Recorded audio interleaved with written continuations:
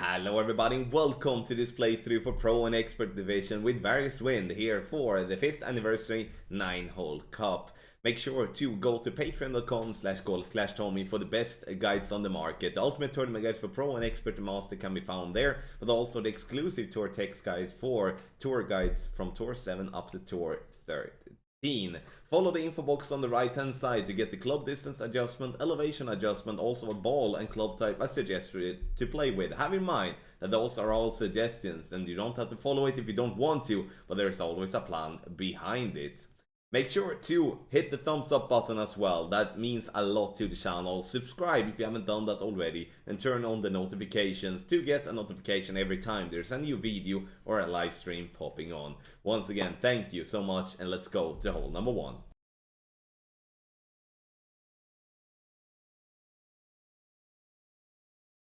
So for hole number 1, we're gonna play on the right hand side. We're just gonna lay up, and the reason we're gonna lay up is due to the fact that we do have a crosswind and a little bit of headwind. If we would be having tailwind, we would be sending it, and I will explain how to do that once we have taken the 2 shots here. Blue ring by the rough line, I play with the rock as I do want to have the accuracy. Max plus 10, power 3 ball numbers. I went slightly into overpower, but for this drive here I'm not going to use any overpower whatsoever. Perfect ball, and the goal here is to not go as far down possible. It's actually to be a controlled drive, get to a distance where we can then play with our grizzly to pin. If you do experience more a direct headwind, we can play with a driver such as the Extra Mile, Apocalypse or the Thor's Hammer instead to make sure that we do have the power and don't have to go with much overpower. Second shot, now I'm gonna play aggressive. We're gonna go for a rough bump because that is, in my opinion, the absolute best chance of getting an eagle here from this range. Sure, you can use a club with more backspin and just land it on green for a very safe birdie, but a very small chance for an eagle. No elevation, minimum distance. Obviously the club distance will vary depending on how close you are towards the pin. You can also obviously look for pin checks and fringe checks and stuff like that to help you maximize the chance to drop, and especially help you making sure that you're not gonna miss the rough or miss the rough to bounce on the fairway or to go directly into the bunker. So let's talk about tailwind. If we do have a tailwind of tee, we can use the driver that gives us the most power possible and go to the left. We can go there directly off the drive here. If you see there to the left, there is 2 pads there. So you're gonna bounce on both of them over to the green. Preferably using a power 5 ball in tailwind to make sure that you're not gonna have to use that much overpower, not use any overpower whatsoever. However though, no video for that here, but that's a thing to have in mind when you're playing hole number 1 here in the 5th anniversary 9-hole cup.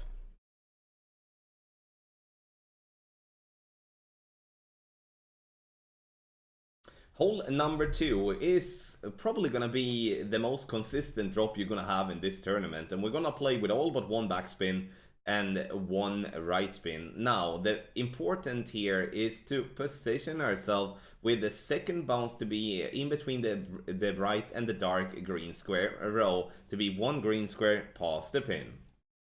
Adjustment is going to be maximum distance plus a 10.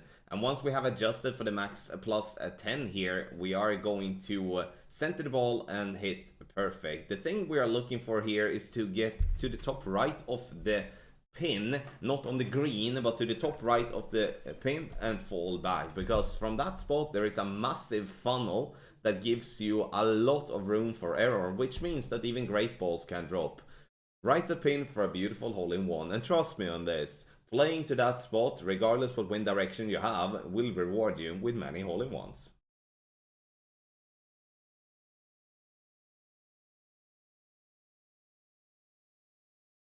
So for hole number 3 in the 9-hole cup, here we're gonna play with a power slice, and we're gonna use a 4 topspin, 2 right spin. I'm gonna use a tight. You see I'm stretching out to be just to the left of the brown rough patch there by all the trees. Max overpower, max curl to the right, and then full slice to the right. The idea here is to get the ball as far down to the right possible.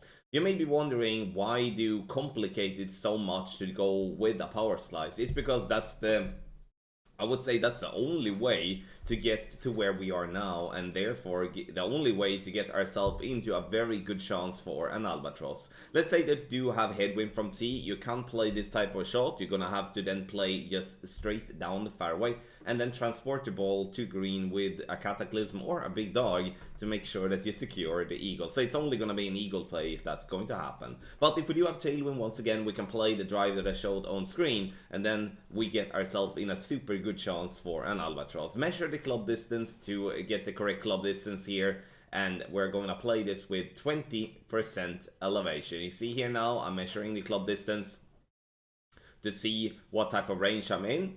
I position myself here on the fairway. I'm not using any spin for this shot. You can obviously use backspin or topspin if you would like, but I like to play without any spins if I have room to do that, because it gives me a very natural first and second bounce, and that is easier for me at least to read. Once again, 20% elevation, center the ball, hit perfect, and this is going to be a super good chance for an albatross. Bounce, bounce, bounce. Can we get it? We can. Swirly in from the right and 180 in the hole. I will take that all day and every day on a tough par 5, such as the Southern Pines.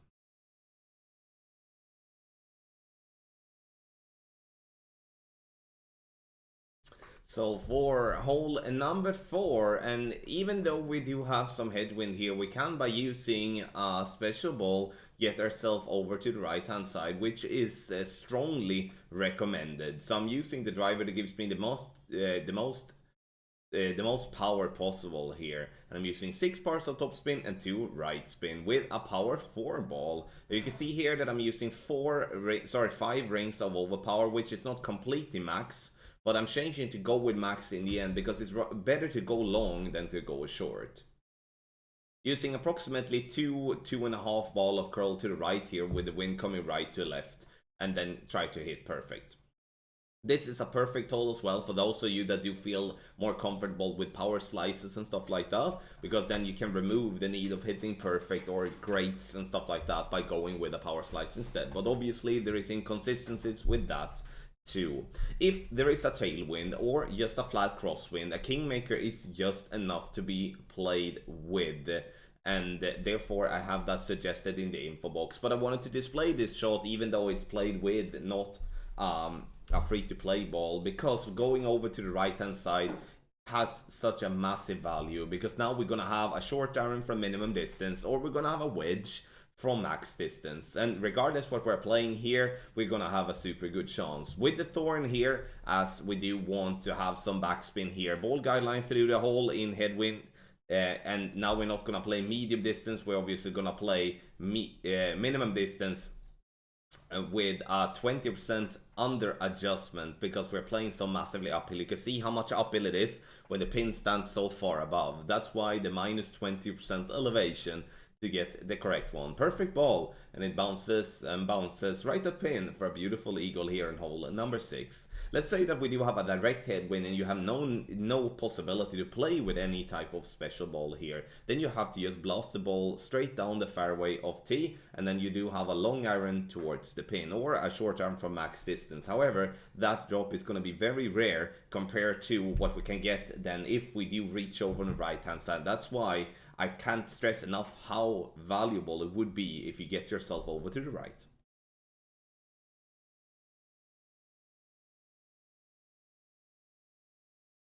For hole number 5, we are lucky here to get some tailwind, and then we're gonna push, because we do want to get into short iron range. Stretch out to max in this case, and I'm looking to have the bullseye just very close to the rough line.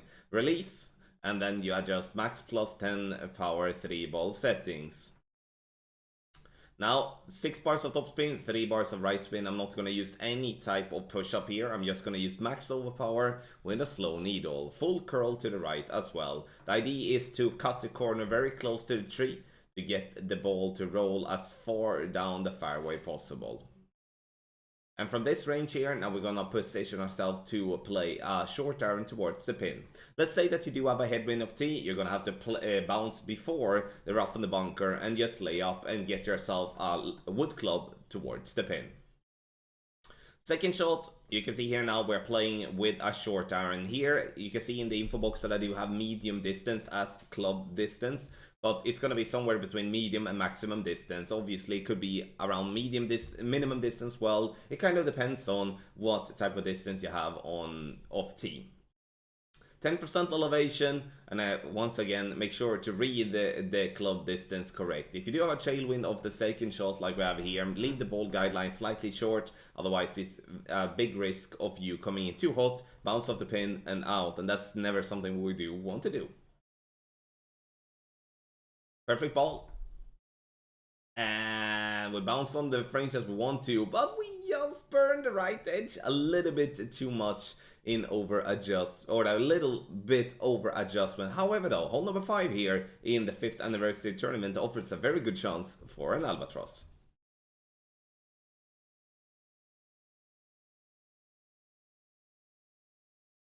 Hole number 6 in the 5th anniversary tournament is gonna offer us a tough par 3, but since we discovered rough bump here, we have actually been having a super good success with this hole. The important part here though is to avoid the glitchy spot, and to do that it's gonna be obviously hard to do that all the time, but it's gonna try to do different type of spins regardless of what wind direction you have. This to try to get to the green at the same spot all the time.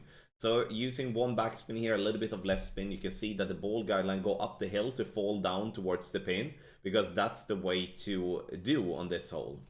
Medium distance, 10% elevation here, and I'm using a wind 4 ball here, which is important to have in mind here, because using a ball with higher wind could, especially in tailwind, makes you go in between club. That's why wind 4 is perfect here, and it doesn't matter if it's a wind 4 power 0, power 1, power 2, power 3, you should still have room to adjust there. Medium distance plus 10, it rolls up the hill, fall back down, right the pin for a beautiful hole in one on hole number 6.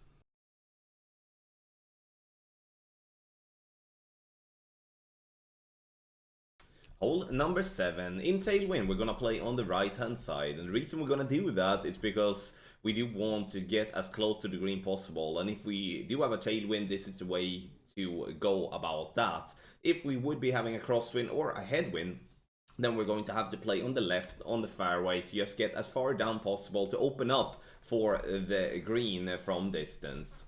Adjustment, maximum distance plus 10, push up to max, and then we're gonna play full freaking blast overpower.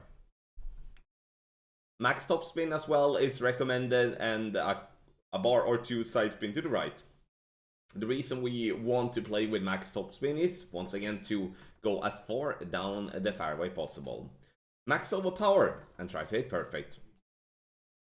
Bouncing on the fairway, and it rolls nicely down. Have in mind here that you can play with a power 4, power 5 ball as well to gain even more distance, which in my book are recommended. I'm showing with a free-to-play ball here to keep as much as possible free-to-play, but using a power 5 ball such as Berserker also is free-to-play. So again, the further we are on the fairway, the better it's going to be for the second shot. Because now you can see we're playing with a Grizzly here, but we are very close to min line with our Thorn, and if we can choose to play with a short iron over a long iron, we should be doing that all day and every day. Aim with the ball guideline to the hole here, and I'm using 10% elevation and then true club distance. So it's gonna be whatever the club distance tells you to be. So check where maximum distance line are and where the minimum distance line are, and judge yourself.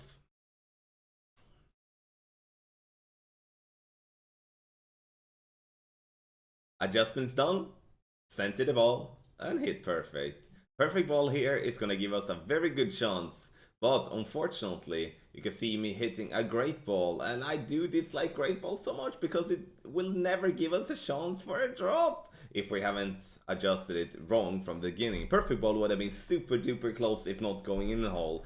So hole number 7 here is a really tough one, especially in headwind and crosswind, when we have to lay up and play with a wood club, with all the bunkers being in the way, then that's gonna be mainly a birdie. But if we do have a tailwind in any shape or form, and we can play the shot that we do have here in the playthrough, we definitely have a chance for an eagle.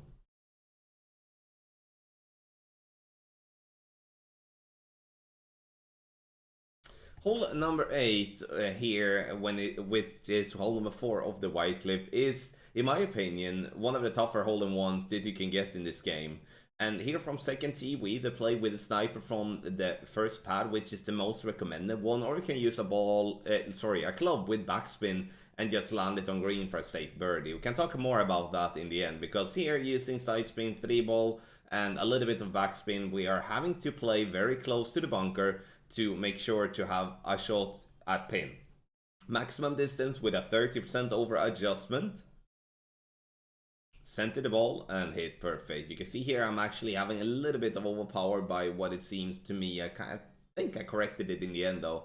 Bouncing on the fairway, getting it over here by the bunker, and it rolls just wide for an hole-in-one. However though, even if we're close, it's very tough to dial this one in completely. And the biggest reason for that is after the first bounce, we have such a massive second bounce to get down to the final area where the green is. And that is something that is going to take loads of time to dial in. So have in mind that a birdie here is the most common score for everyone that's going to play this one. That's why it's not wrong to use a club with a lot of backspin and just land that one on green for a very outside chance for an hole-in-one by doing a backspin rollback. But at the same time, if you don't feel comfortable playing that close to the bunker, which obviously could cost you that birdie, then you can just see that backspin shot as a safe way of getting the birdie. Hole number 8 here, I don't like this hole, but the hole-in-one is there,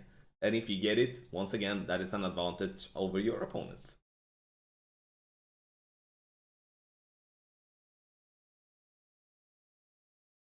For hole number 9, we're gonna end up with one of the most boring holes in Golf Clash in my opinion. I will explain why a little later in the video. First and foremost, I'm playing here with 5.8 topspin and 3 left spin. The goal here is to get as far down the fairway possible, but most importantly to stay away from the rough, because going into the rough makes it impossible, and I mean impossible, for you to reach the green into. So we need to stay away from the rough and be safely on the fairway, and then preferably get as close to the rough line possible. Max no elevation on the drive here. And we want to have that little rollout as well. So even if we do hit a great left, we are definitely in good shape for the second shot. Now for the second shot, you can see we're playing with a Cataclysm here. We want to play with the wood club that gives us the most power and topspin together. So here it's either to be the Cataclysm or the Big Dog, or even the Horizon could be an option if you do have that one in a decent level. Aim with the ball guideline to be in between the bunker and the rough. Adjustment's gonna be maximum distance plus 10. And here we're gonna also have to go with overpower, because playing with a power 3 ball disables the chance of playing without overpower.